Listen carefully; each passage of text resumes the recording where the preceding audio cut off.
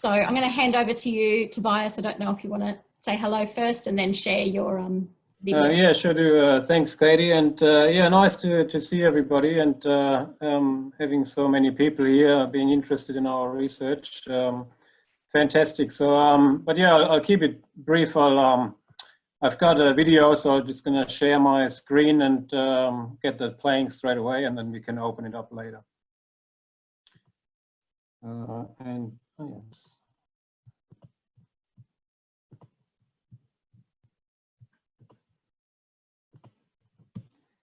So I'll just be quiet myself and let my other self speak to this, and yeah, enjoy.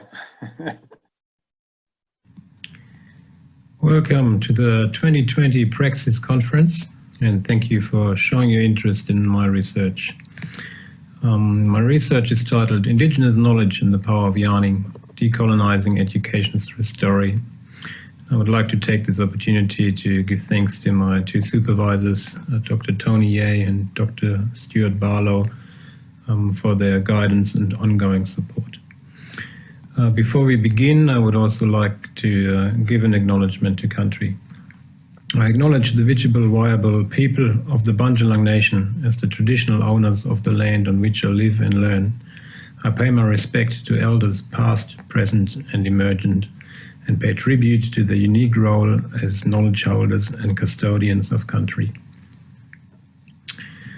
Welcome everyone again. My name is Tobias, and just a little bit about myself. I was born in Germany, where I spent the first 20 years of my life. However, I felt a little bit disconnected to this Western economic growth model and didn't really agree with the society I was presented with. So yeah, I went traveling for about 10 years to look for alternative ways of living, and it took me around the world exploring other cultures and many different countries. Eventually I settled in Australia and became a primary school teacher. And during that process, an Aboriginal man performed a smoking ceremony for my wife and I in a time of grief and trauma. And ever since that moment, I wanted to give something back to him and his culture. So I started educating myself within my teaching degree and took respective electives about Indigenous issues. I became an AIM mentor, Australian Indigenous Mentor Experience, working with high school students, and directed my postgraduate research towards Indigenous knowledge and yeah, alternative ways of seeing the world. And so yeah, I try to give something back with this research too, and I find myself yeah, in a position within education where I can direct my research and my own practice yeah, to changing a status quo I don't agree with. So my research is guided by these questions.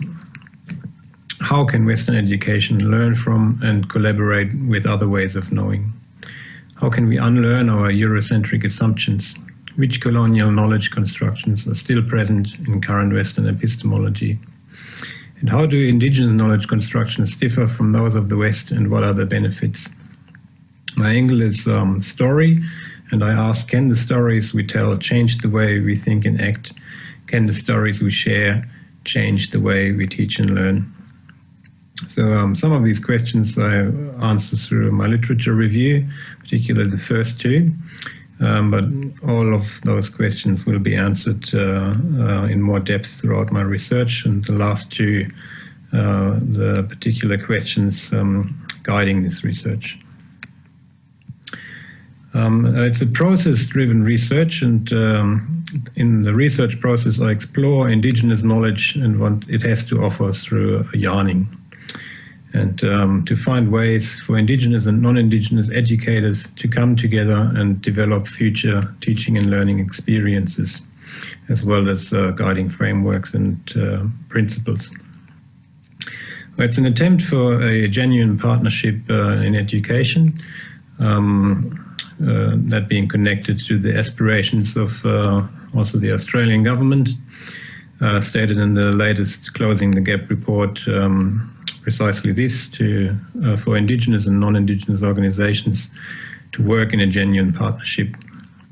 And this is what I try to achieve with this research, to find ways within the yarning process and see if the sharing of our stories is such a process for a genuine partnership, particular for higher education. So this research process I document through an autoethnography, where I document my own story of personal transformation, weaving in the insights of my participants, telling a story of becoming of myself, but also co-becoming through the process for my participants as well as myself.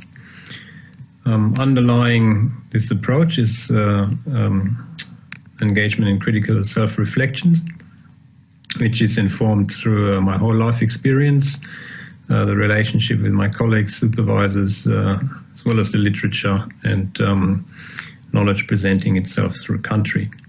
And of course, my research participants from the yarning process. So in particular, looking at relationships from self, interpersonal and systemic relationship. This model is based or inspired from Elizabeth Ricks and her health research, looking at similar relationships. So I'm analyzing self as in the position of privilege as a white European male coming to Australia and working in education. And the interpersonal and systemic relationships have more focus on power imbalances and particular issues around hierarchies. So given the critical self-reflection approach to the research, axiology becomes vital. And axiology is vital as the study is not searching for an objective truth. It embraces subjectivity to present a convincing argument that is grounded in trustworthiness instead of validity.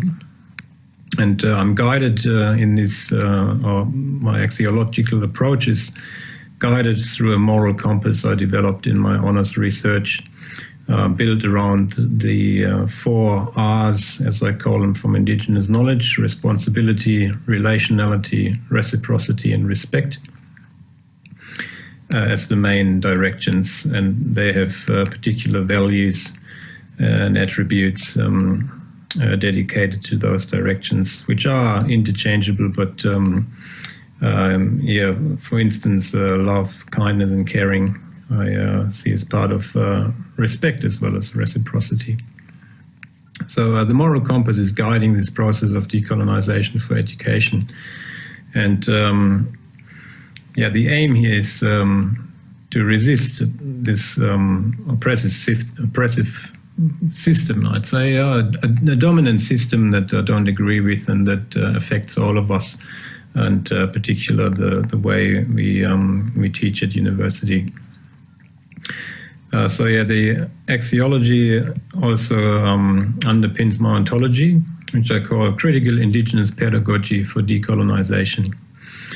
It's built around a social constructivist view depicted in the middle here through Uri Bronfenbrenner's ecological system theory, originally in my honours research titled Relational Model for Social Constructivism, but I since came to the understanding that I'm actually critiquing the social constructivist model, highlighting the gaps and flaws within utilising Indigenous knowledge through the principles of relationality, respect, responsibility, and reciprocity, as well as utilising critical Indigenous pedagogy, which is built around critical theories as the Western equivalents. And so you can think of my ontological model as a coin, and on the flip side is my theoretical framework, which leads me to my epistemology. Epistemology I call the Critical Colonised Coloniser Standpoint. And at the outset, this standpoint acknowledges that colonialism is still alive and active in academia and our lives in general. And so any researcher runs the risk of perpetuating colonial practices regardless of their intentions. And I use the tools from the respective theories to offset the individual weaknesses through the other theories' strength. So I engage with the critical theories, complexity theory, grounded theory, critical race theory, and whiteness studies and feminism. Looking at a strength-based approach, seeing complexity theory as a localized and contextualized theory. Grounded theory has an intuition and adaptability, and some argue non-hierarchical. Where critical race theory deconstructs the notion of the so-called other, where in whiteness studies it's more looking at my own privilege and power relationships, whereas feminism strength is within reciprocity and linking theory with politics and practice. So the critical colonized coloniser standpoint positions self for decolonisation to critique societal phenomena and identify their origins.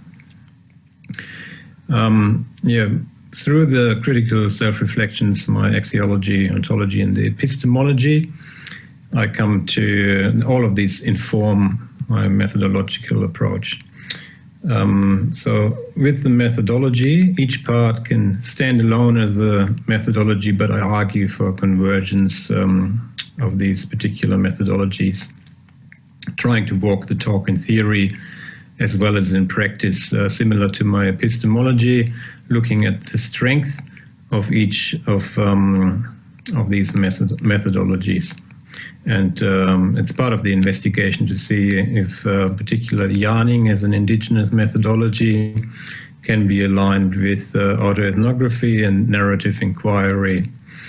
And the strength in yarning I see as the principles and protocols for sharing stories, whereas autoethnography, I critique and challenge societal norms, particularly of myself, but also the broader society. And narrative inquiry, I see this as an exercise in deep listening and learning, where a good neighbor is seeing differences. That's Clandinine's quote.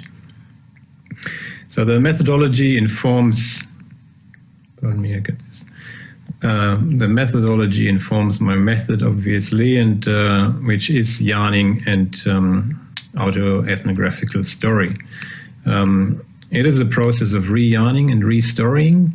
So re-yarning provides information, and through the critical self-reflections I record through journaling, records the information, and the autoethnography eventually presents the information. However, it is a repetitive process, and I will bring the data emerging out of this process from my autoethnography back to the yarning sessions, where I intend to have multiple yarns with my participants over a longer period of time. So that's nearly the end, and I'll leave you with Lowell's quote, if the world is complex and messy, and if we want to think about the messes of reality at all, then we're going to have to teach ourselves to think, to practice, to relate, and to know in new ways. We will need to teach ourselves to know some of the realities of the world using methods unusual to or unknown in social science.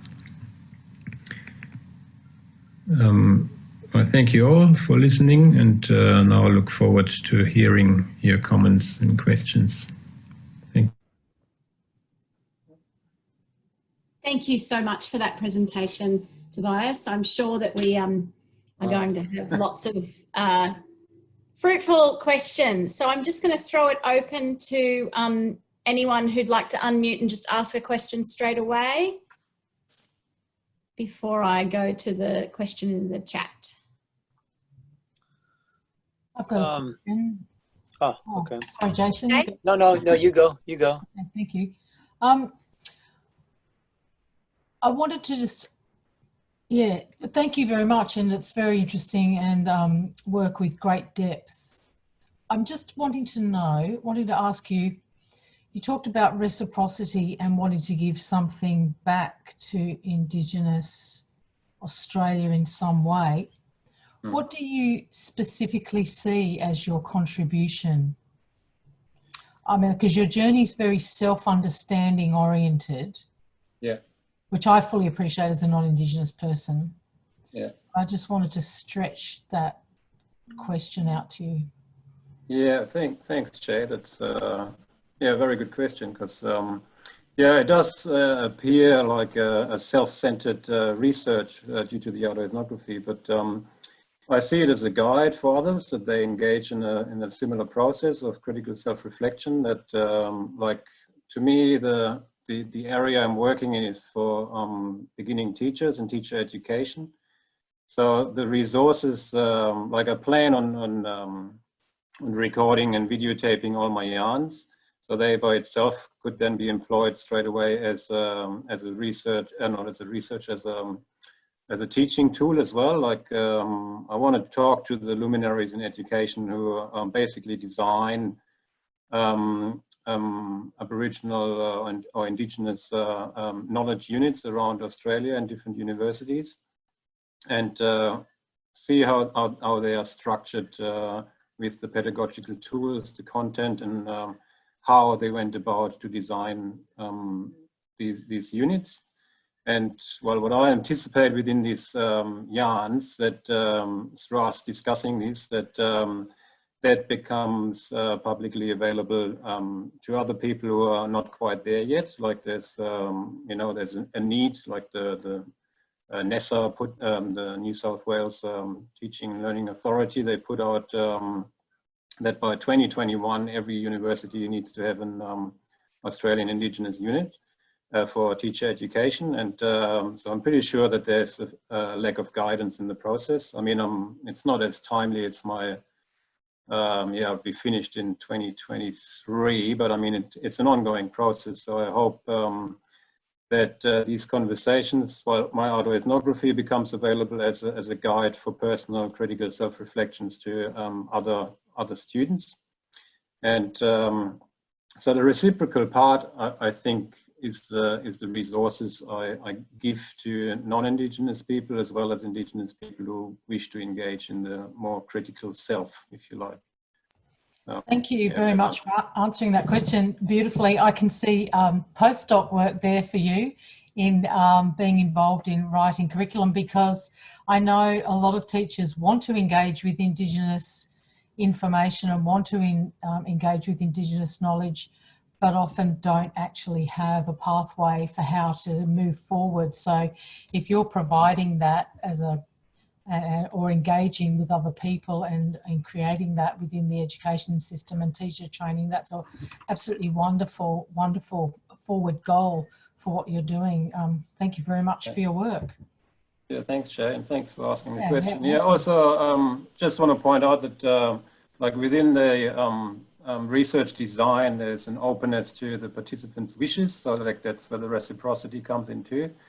And depending on my participants, if they say, look, we're not that interested in the guidelines and the frameworks and such, and rather look at yarning, for instance, as a pedagogical tool, for example, then that could be a pathway as well. So I'm very much open to participants there, and I try to, with my design, stay open to that pathway, incorporating the participants. Thank you. I can see all sorts of practical steps forward for you out of what you're doing. Thank you. Thanks, Jay. Thanks for the question, Jay. There's a few in the chat. There's a few comments in the chat here. We've got a good 6 or 7 minutes, and then we might have a 10-minute refreshment break before we come to our last session. So, Tilly, did you want to ask your question verbally, or would you like me just to read it out? She's not there at the moment. I'll just read it out here. We've got Tilly is coming and about to unmute herself. Nope, she's disappeared. That's all right. Tilly has said, with your connections and deep attachment with the Indigenous culture, I remember Chief Seattle's letter and a few lines from it. Every part of the earth is sacred to my people, every shining pine needle, every sandy shore, every mist in the dark woods, every meadow, every humming insect. All are wholly in the memory and experience of my people. And then Tilly asks, why do you think we have moved away from these important concepts? Is it commercialization? She'd just like to hear your thoughts. Short answer, yes. It ties in with Jason's presentation from earlier. Like part of my first question, where look at basically unlearning our European assumptions, is looking at how our knowledge systems evolved in the first place. And well, I don't want to go too far back, but yeah, there's been like this creation of the other is a big problem in there, and that coincides with commodifying the other, like talking you know, slavery times, but this is carried through history, and which is now a commodification of knowledge, and I'll argue there in the neoliberal context that fits in with what Jason was talking earlier. That yeah, knowledge has become a commodity, and so yeah, very much driven by the marketplace and globalization. So let's say the straightforward yes, and yeah, so it's like the whole research is also a bit of a trying to reconnect with something that the Western world has lost to an extent, and it's not that long ago, you know, like our own spirituality is still hidden underneath. Like it comes, like we don't necessarily practice rituals and such anymore, but or to a large extent, you know, they still exist in certain communities and other places, but like this disconnect I'll put to the Industrial Revolution pretty much over the last 200 years. Prior to that, we were very much connected with nature. The majority of people worked around the seasons and was, you know, like in tune with nature. And it's just this drive with what Jason was talking about, the economic growth, that that is just this flawed model. And this is where I'm engaging with Indigenous knowledge, which like it's the presentation I just did, it comes out of my roundtable, and there I presented it a bit differently. And I present Indigenous knowledge as a sustainable model rather than the economic growth model. And there I'm like, yeah, where I said with the regenerative model, that I'm actually going the next step beyond the sustainability, because what Indigenous knowledge has is such a strength of adaptability that particularly in Australia made them survive for such a long time. But sorry, Tilly, back to the question. Yes, it's yeah, the problem is very much the commodification of knowledge and this market-driven society, this growth-driven society. Jason's just written in here, as a high school teacher, can you recommend some Indigenous-based resources that can help me teach for the goal of environmental sustainability? And I guess regeneration. Yeah. Just to clarify, I'm a primary school teacher, but it still applies to a high school to the same extent, I'd say. Top of my head, not really. I've got a few resources in my honors where I talk about decolonizing the mind, and a few particular things that come to mind that help. But I mean, Dark Emu as a start from Bruce Pesco as literary work to discuss with students. He also has a primary school version of that book, talking about you know, the myth of the hunter-gatherer of Indigenous people, that there's been so much agriculture and actually looking sustainably after Australia for such a long time, and it's a lot of lost knowledge that he tries to revive, and he himself is engaged with like this kind of regenerative agriculture in looking at indigenous plants, you know, a particular grass he grows and other things. So that's definitely an area to look into. Same with you know, like to make it current with the climate change debates and the practices around fire management.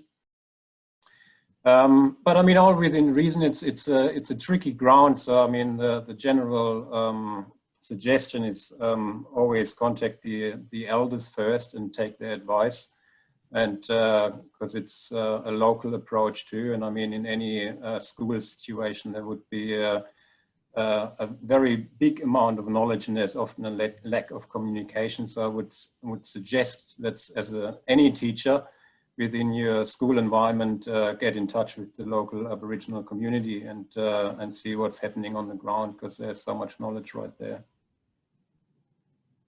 That's what a fantastic answer. We've got 1 minute. Yao has asked, do you think there are any knowledge from the West to Indigenous cultures?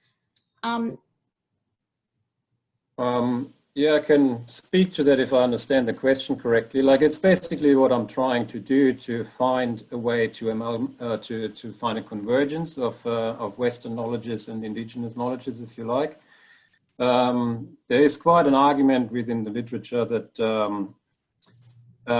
they are separate, and a lot of the time, even by allies who want to embrace Indigenous methodologies and knowledge, that it still ends up being a very much a binary situation where there's the Western and the Indigenous bouncing off each other, but not being that capable of being amalgamated. So it's